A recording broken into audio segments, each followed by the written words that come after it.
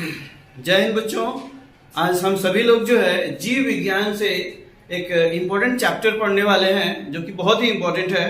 और इस चैप्टर का नाम है आनुवंशिकी और जैव विकास। ठीक है, तो आनुवंशिकी को इंग्लिश में हम लोग कहते हैं जेनेटिक्स, और जबकि जैव विकास को इंग्लिश में हम लोग कहते हैं एवोल्यूशन। तो आज का चैप्टर हम लोगों का है जेनेटिक्स एंड एवोल्यूशन। तो यह चैप्टर बहुत ही इम्पोर्टेंट है हम लोगों का। और इस चैप्टर में इस तरह से जो है देखा जाए तो आनुवंशिकी और जैव विकास जो चैप्टर का नाम है, तो इसमें एक भाग जो है आनुवंशिकी पढ़ना है और जबकि दूसरा भाग जो है हम लोगों को जैव विकास, जीवों के विकास से संबंधित पढ़ना है। तो हम लोग जो है फर्स्ट पार्ट में पढ़ेंगे आनुवंशिकी, जेनेटिक्स के बारे में पढ़ेंगे। तो इस जेनेटिक्स आनुवंशिकी को समझने के लिए हम लोगों को जो है कुछ जो है टर्म्स क्लियर होने चाहिए, जैसे कि वंशागति, विविधता।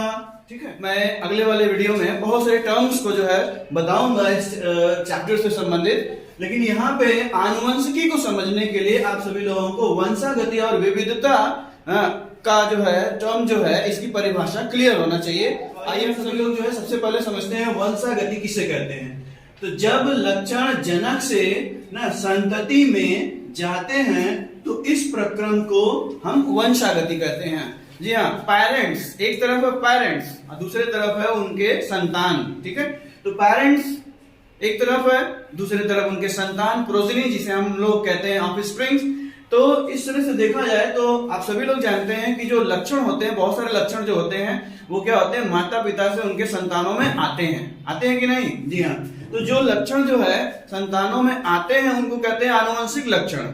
और यह घटना, यह प्रक्रम क्या कहलाता है, आनुवंशिकता कहलाता है। इंग्लिश में इसको कहते हैं इनहेरिटेंस। तो वंशागति को क्या कहते हैं इंग्लिश में, इनहेरिटेंस। इसको इंग्लिश में भी हम लोग कह सकते हैं transmission of genetic traits from one generation another generation to another generation. तो this is the inheritance. Okay, so इस तरह से आप सभी लोग समझ गए होंगे कि वंशागति किसे कहते हैं। ठीक है, माता पिता से उनके संतानों में लक्षणों के जाने के प्रक्रिया को, प्रक्रम को हम लोग कहते हैं वंशागति कहते हैं। आइए हम लोग समझते हैं विविधता।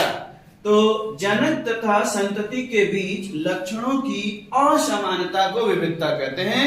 इंग्लिश में इसको कहा जाता है वेरिएशन। मतलब कि जो जनक है, जो पेरेंट्स है और उनके जो संतान है, ठीक है, तो उनके लक्षणों के बीच जो असमानता है, तो जाहिर सी बात है आप सभी लोग जानते हैं कि माता पिता और उनके संतानों के बहुत सारे कैरेक्टर्स मैच करते हैं। जब मैच करते हैं तो वंशागति है। ठीक है, जो मैच कैरेक्टर नहीं करते हैं, जो लक्षण मैच नहीं करते हैं, तो वो क्या है, विविधता है कि नहीं। समझ गए होंगे आप सभी लोग। जो है आनुवंशिकी ना, जेनेटिक्स की परिभाषा को क्लियर करते हैं। आनुवंशिकी वह शाखा जिसमें वंशागति एवं विविधता दोनों का अध्ययन किया जाता है, उसे हम लोग क्या कहते हैं, आनुवंशिकी कहते हैं। ठीक है, जेनेटिक्स। इस तरह से जो है आनुवंशिकी कोई घटना नहीं है, जैसे कि वंशागति एक घटना है, ठीक है, प्रक्रिया है। इस तरह से आनुवंशिकी कोई प्रक्रिया नहीं है, कोई घटना नहीं है। यह क्या है, यह एक शाखा है। किसकी शाखा है, जीव विज्ञान की शाखा है। ठीक है, तो जीव विज्ञान की वह शाखा जिसमें हम लोग किसके बारे में पढ़ाई करते हैं, वंशागति के बारे में पढ़ाई करते हैं, विविधता के बारे में पढ़ाई करते हैं। तो इस शाखा को हम लोग क्या कहते हैं, आनुवंशिकी कहते हैं, जेनेटिक्स को। मिला जुला के देखा जाए तो जब हम जो है यह अध्ययन करते हैं कि किस तरह से जो आनुवंशिक जो लक्षण होते हैं वह ना पेरेंट से उनके संतान में जाते हैं, एक पीढ़ी से दूसरी पीढ़ी में, दूसरी से तीसरी पीढ़ी में, किस तरह से जो है ना लक्षण जाते हैं, कौन लेकर के जाता है। ठीक है, और जब जाता है जो लक्षण चले जाते हैं तो यह तो हो गया वंशागति। लेकिन बहुत सारे जो है ना असमानताएं होती हैं माता पिता और उनके संतानों के बीच में, जिसको हम लोग विविधता कहते हैं। तो किस तरह से विविधता आती है, तो जब इन सभी की पढ़ाई हम करते हैं, अध्ययन करते हैं, तो इसको क्या कहते हैं, आनुवंशिकी कहते हैं। ठीक है, तो हम लोग बता सकते हैं the branch of biological science deals with the study of inheritance and variation, so this is called genetics. Okay, तो आइए हम सभी लोग अब देखते हैं कि आनुवंशिकी के पिता कौन है, जनक। ठीक है, इस तरह से फादर ऑफ जेनेटिक्स किसे कहते हैं, तो Gregor John Mendel, Gregor John Mendel, G.J. Mendel जो है वो क्या है, फादर ऑफ जो है जेनेटिक्स हैं। ठीक है, आनुवंशिकी के जनक है, पिता है, बहुत ही अच्छा। एक बड़ा इंटरेस्टिंग पॉइंट है कि जब क्वेश्चन आता है बायो वाले जो है मेंडल से, तो बच्चों को केमिस्ट्री वाले मेंडलीव याद आ जाते हैं, और जब क्वेश्चन आता है केमिस्ट्री के मेंडलीव से, तो बच्चों को जो है बायो वाले, जीव विज्ञान वाले, आनुवंशिकी वाले मेंडल याद आ जाते हैं, और पूरा का पूरा जो है ना इधर का उधर मटेरियल लिख के चले आते हैं। इस तरह से कदापि न करें, ध्यान से समझे, ध्यान से उसको जो है लिखें, ठीक है। आइए हम सभी लोग देखते हैं कि ग्रेगस जॉन मेंडल जो आनुवंशिकी से संबंधित बहुत सारे प्रयोग किए ना, बहुत सारे एक्सपेरिमेंट करके जो है उन्होंने जो है आनुवंशिकी से संबंधित जो है कुछ नियम दिए, जिसको हम लोग जो है अगले वीडियो में पढ़ेंगे। तो उन्होंने जो है किस जीव पे जो है आनुवंशिकी का अध्ययन किया और प्रयोग किया, उन्होंने जो है पौधे को चुना, और कौन से पौधे को चुना? गार्डन पी को, बागीचे के मटर को, मटर के पौधे को उन्होंने अपने प्रयोग के लिए चुना, गार्डन पी को चुना, और इसका वैज्ञानिक नाम होता है पाइसम सेटाइवम। क्या नाम होता है?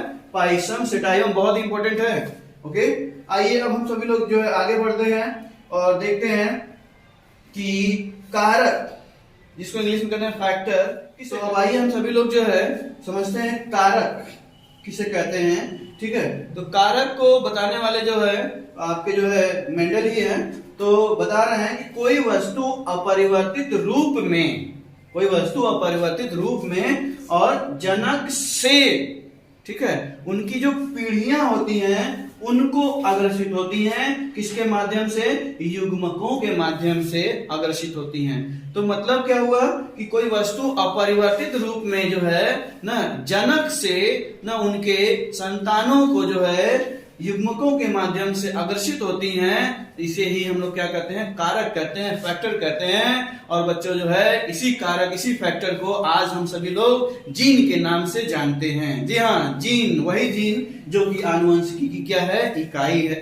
तो अब हम सभी लोग जो है इससे संबंधित और भी इंपॉर्टेंट चीजें जो है, या कह लीजिए कि मेंडल से संबंधित जो नियम है, जो टर्म्स है, उसको अगले वीडियो में पढ़ेंगे। तो अगला वीडियो भी जरूर देखें। तो बहुत बहुत धन्यवाद।